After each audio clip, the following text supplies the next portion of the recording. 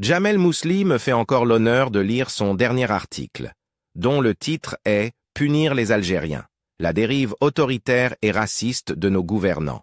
Ce qui relevait hier du fantasme paranoïaque est aujourd'hui une réalité brutale. La stratégie racialiste de notre État français se dévoile au grand jour. Un gouvernement illégitime, rongé par une idéologie toxique, s'apprête à restreindre la délivrance de visas aux Algériens, prenant en otage tout un peuple pour les actes isolés d'un seul individu. Les faits sont pourtant limpides. À Mulhouse, un homme sans-abri souffrant de troubles psychiatriques se bat avec un autre sans-abri pour quelques euros. Un passant intervient pour calmer la situation et trouve tragiquement la mort sous les coups du premier SDF.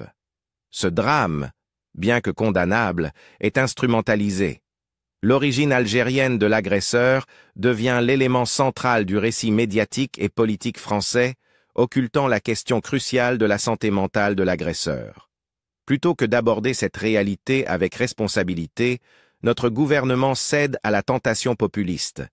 Il veut infliger une punition collective en réduisant les visas pour les Algériens. Cette logique est d'une absurdité glaçante. Un individu commet un crime et c'est tout un peuple que ce gouvernement veut sanctionner.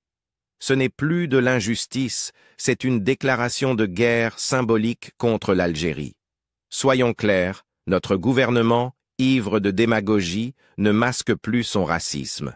Son islamophobie et son algérophobie ne se dissimulent plus derrière des discours feutrés. Cette haine est désormais assumée et distillée méthodiquement au quotidien dans l'opinion publique française. Mais ce calcul cynique est dangereux.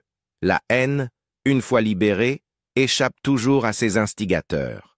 Que nos dirigeants français en soient conscients ou non, ils sèment les graines d'un conflit aux répercussions incontrôlables, créant un climat où chacun se sent traqué, menacé, acculé. Et soyons honnêtes, si un individu haineux s'en prenait à ma famille ou à moi, ma réponse serait immédiate, sans concession. Car dans un monde où l'injustice devient loi, où la raison s'efface devant la haine, l'autodéfense devient une nécessité.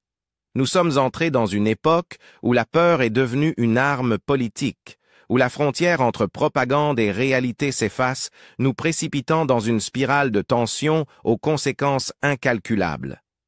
Il est urgent de briser ce cycle avant qu'il ne soit trop tard.